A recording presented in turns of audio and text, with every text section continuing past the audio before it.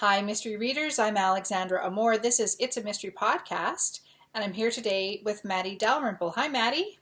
Hi, how are you doing? Very well. How are you? Good, thanks. Good. So let me introduce you to our listeners. Matty Dalrymple is the author of the Anne Kinnear suspense novels, The Sense of Death and The Sense of Reckoning. Matty lives with her husband and their two Labrador retrievers in Chester County, Pennsylvania, which is the setting for much of the action in The Sense of Death. In the summers, they enjoy vacationing on Mount Desert Island, Maine, where The Sense of Reckoning takes place. Matty is a member of the Mystery Writers of America, Sisters in Crime, International Thriller Writers, and the Brandywine Valley Writers Group. So welcome, Matty. It's great to have you here today.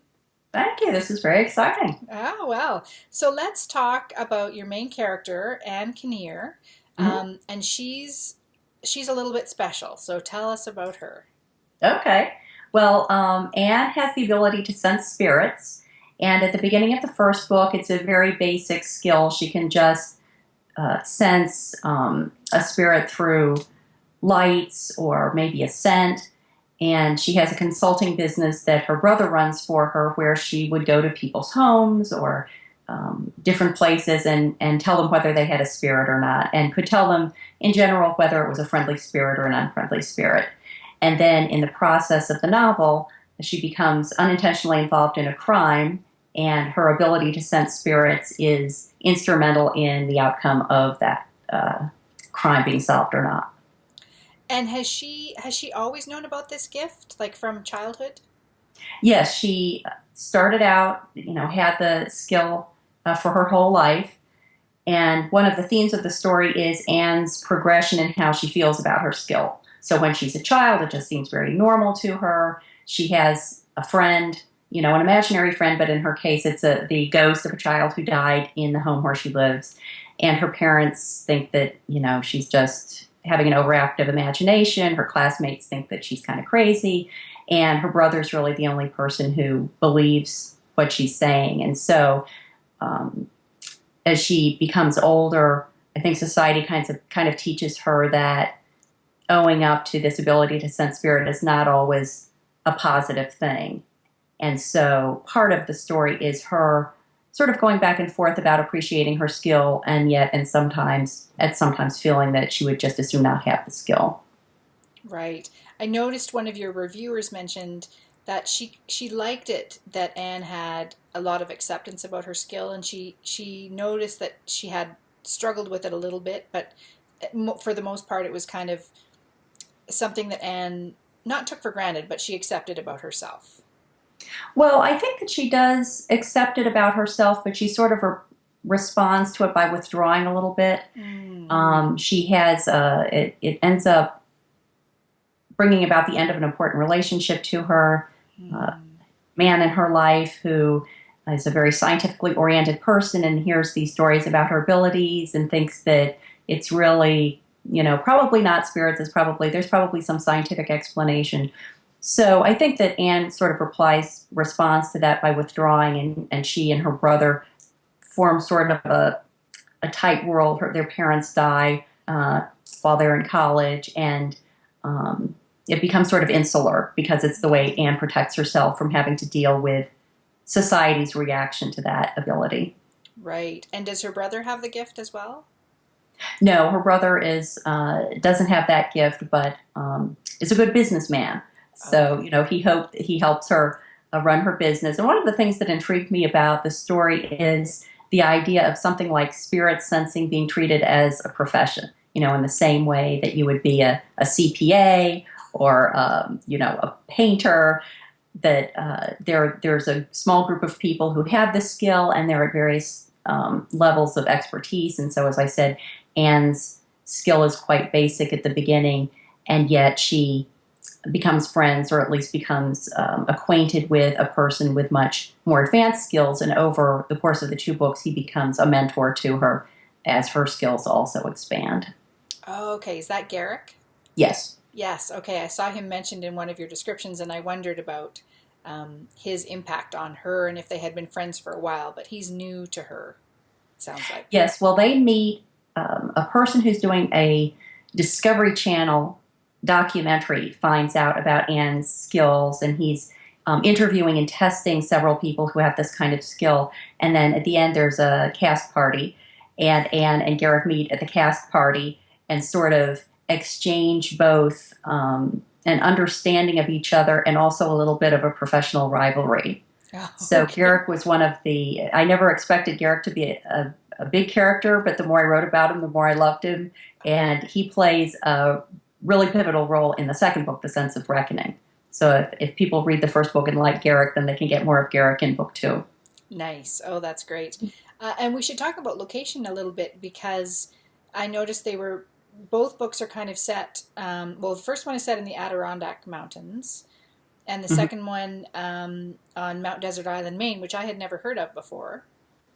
Yeah, it's actually oddly enough Mount Desert Island. Oh, it is. You wouldn't Okay. expect, but yes, there's a little part in the second book where Anne and Scott, her brother-in-law, find out about Mount Desert. Although I did talk to some of the people, even some of the people who live there. There's a little bit of a debate about how you pronounce it, but Oh, okay. the first book does take place partially in the Adirondacks, but more around Philadelphia, which is where I live, Mm-hmm. and so.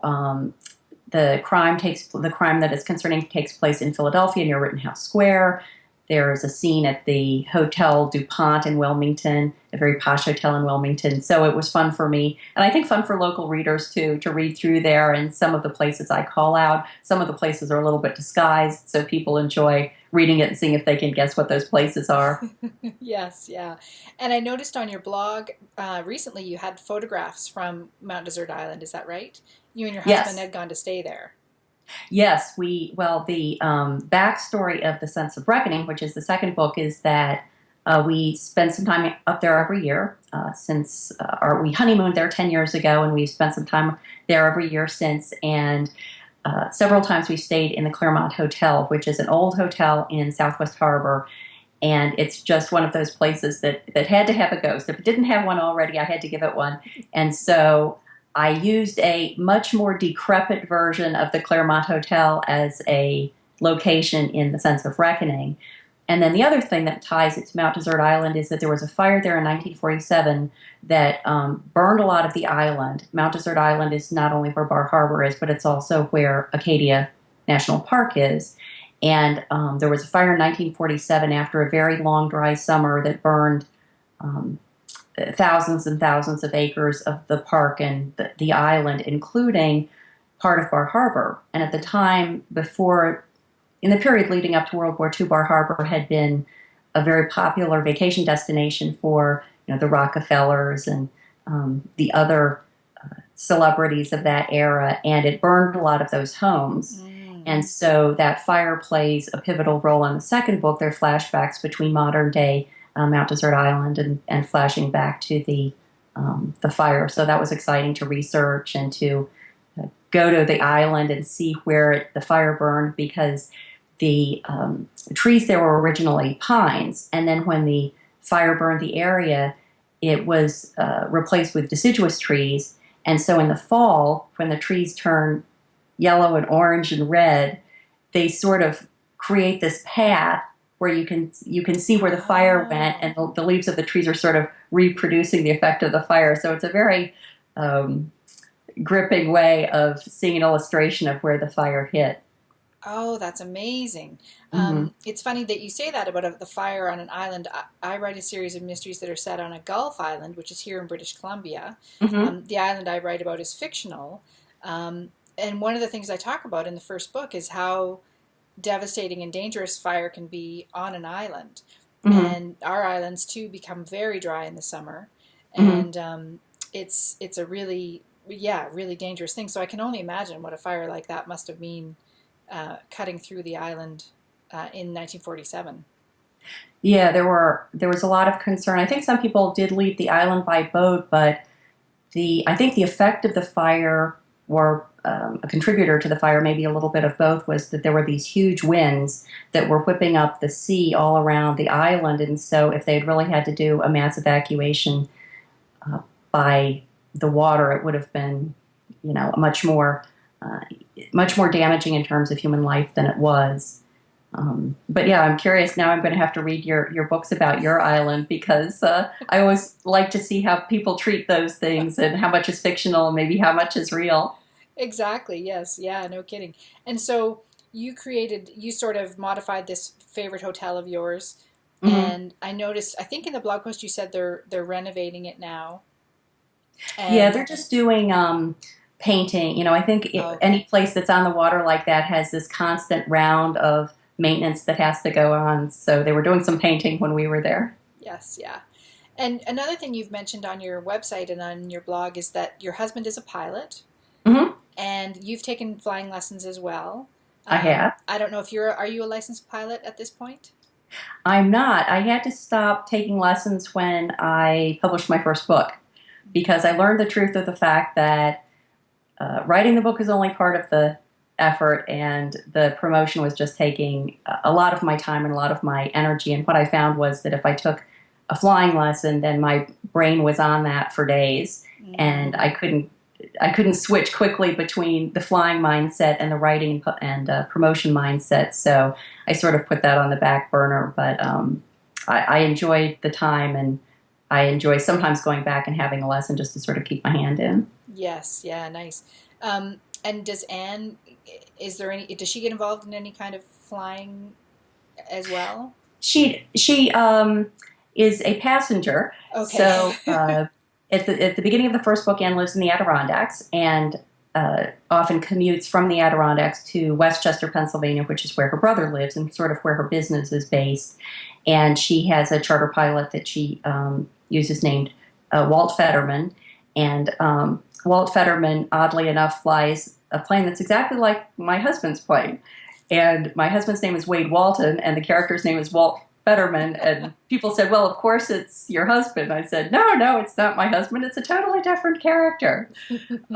But yes, so Anne is mainly a passenger, but I have been thinking about using an aviation theme for the next Anne Kinnear book because, um, the aviation world I think is very interesting and offers all sorts of opportunity for mayhem.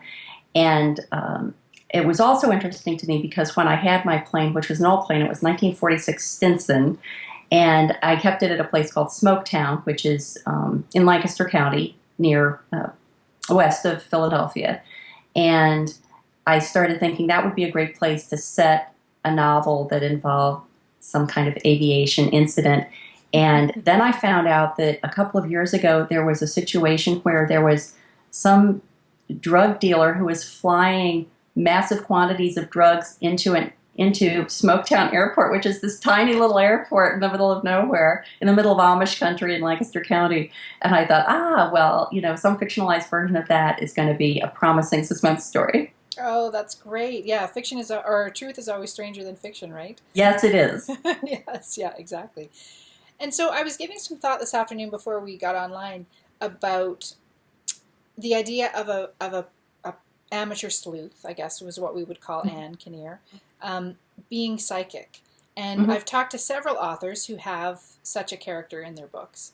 And mm-hmm, I wondered what your thoughts were about that skill, and how it combines with and I mean readers' need to solve mysteries, to have things tied up at the end. Because that's why, that's one of the reasons I think why we like this genre, mm-hmm, is that it creates it.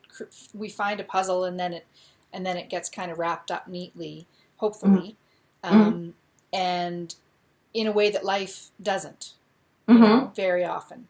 mm-hmm. And so, yeah, I just wondered if you had any thoughts about the sort of the parallels that are between a psychic who is somebody who might have access to information that the rest of us don't, and how that ties in with mystery novels. Does that question make sense? Yeah, yeah, it does.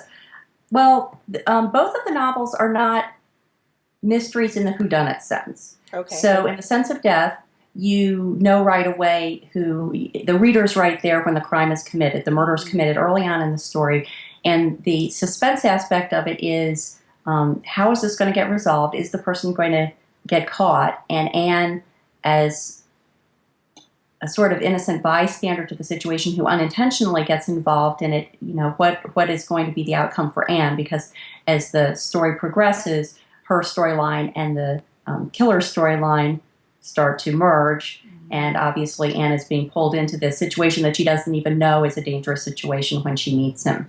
So it's more of the will he get away with it, and why did he do it sort of mystery. Okay. And similarly, in the second one, it's not a murder mystery from the beginning in the sense of someone dies and there's an effort to figure out who it was, but there are some cases of mistaken identity and some questions about the true motivation of some of the characters that kind of culminate in the end in a crime that Anne either is or is not able to avert based on her skills. So in both of them so far, it's been more Anne getting drawn into something that she never realizes is a crime. She's not entering it as someone who's investigating. She's just entering it as a professional who's bringing her skills to bear and unknowingly becomes involved in a crime. And I think that in the future books, it may be more of her intentionally going into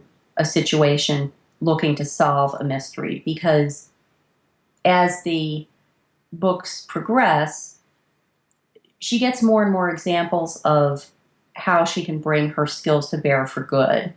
And she goes from at the beginning of book 2 being so disillusioned with her skill that she's really considering just not doing the consulting business at all, to the end where she can have quite a dramatic impact as a result of her skills.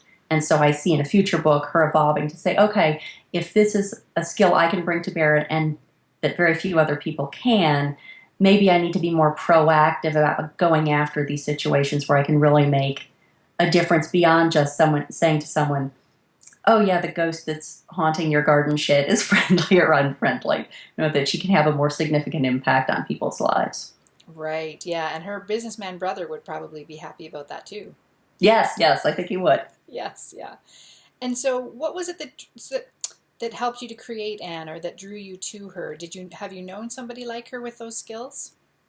Well, my husband has had a couple of situations where he's had sort of a paranormal experience. My favorite one that he's told me about is that he and his family years ago were visiting Gettysburg, the Gettysburg battlefield. And if ever there's going to be a haunted location, it's probably the Gettysburg battlefield. And they had gone out to one of the sites at night, and they were going back to their car, and he was walking down a path with his family members, and he felt a hand on his back sort of pushing him along the path, and he turned around expecting his father to be behind him, and there was no one behind him. Wow. So that kind of thing I just think is very fascinating, and I feel bad that I've never had that experience myself, but I'm willing to enjoy it vicariously through other people.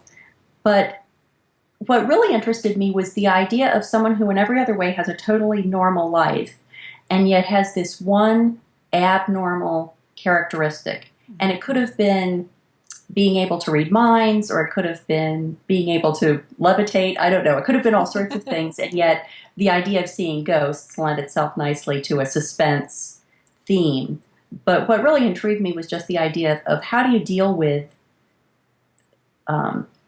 that skill, and how do you participate in society in a way that accommodates that skill, but also lets you just be one of the gang when you want to get together with the gang. Mm-hmm. Yes, yeah. And does she see spirits all the time, or is it more occasional for her?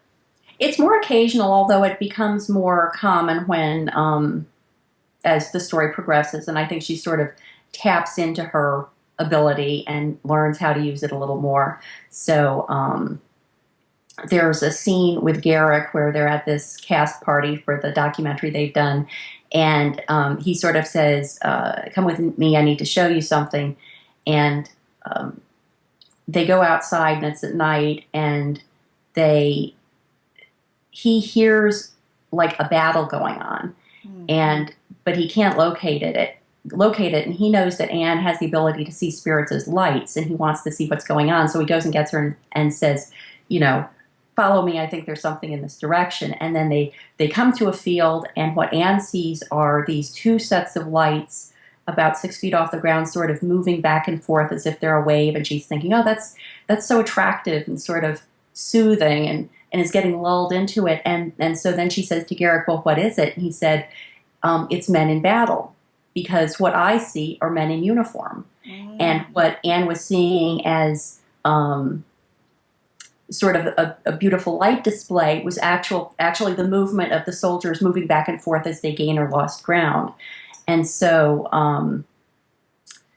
that was just something that presented to her in that way as the lights. Sometimes, she still just sees them as dim lights. Sometimes as the story progresses, she actually can communicate with them to an extent. So it's sort of maybe sort of hit or miss for her.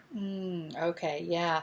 And I love hearing how though that her character is evolving through the course of the books. Mm-hmm. And you're working on book 3 now. And that's something that, as a mystery reader myself, that I love, that when a character doesn't stay static, that they change and grow and evolve. And it sounds great for your readers. They can follow Anne on this journey, kind of a journey of self-discovery for her. Yes, very much. Yeah. And you've got an excerpt, I noticed, of book 3 on your website. Yes. On your blog. So we'll put a link to that in the show notes here, okay, so that people can read it. I read it, and it gripped me right away, and I wanted to know more about what was going on. The clip that is on there is actually not a third Anne Kinnear book. I had started that with the aviation theme I talked about before, and then I got this other idea. It's another theme of a woman, in this case a young woman, in the beginning of the story, a child who also has a different kind of supernatural ability. But this one I think is going to be a little more thriller, a little more action-oriented, whereas the Anne Kinnear books are a little more suspense-oriented. Okay. So there is actually, in that excerpt, there are two unnamed characters from the Anne Kinnear novels that I'm going to, it will be an Easter egg for the people who have read the Anne Kinnear books to try to identify. But I'm hoping to get that next book out probably at the beginning of next year, and then I'll return to the Anne Kinnear books after that. So that's the one you're working on right now? Yes, I'm working on this one that's at the moment. It's either going to be standalone or it's going to be the first of a second series, right? Depending on whether there's more story to tell when I'm done with it. Yes, yeah.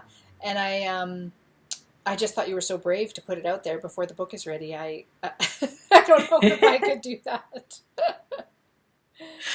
Give a little teaser to people. Exactly. Let them know I'm working on something. Yes, right, exactly. Yeah, there's stuff going on in the background.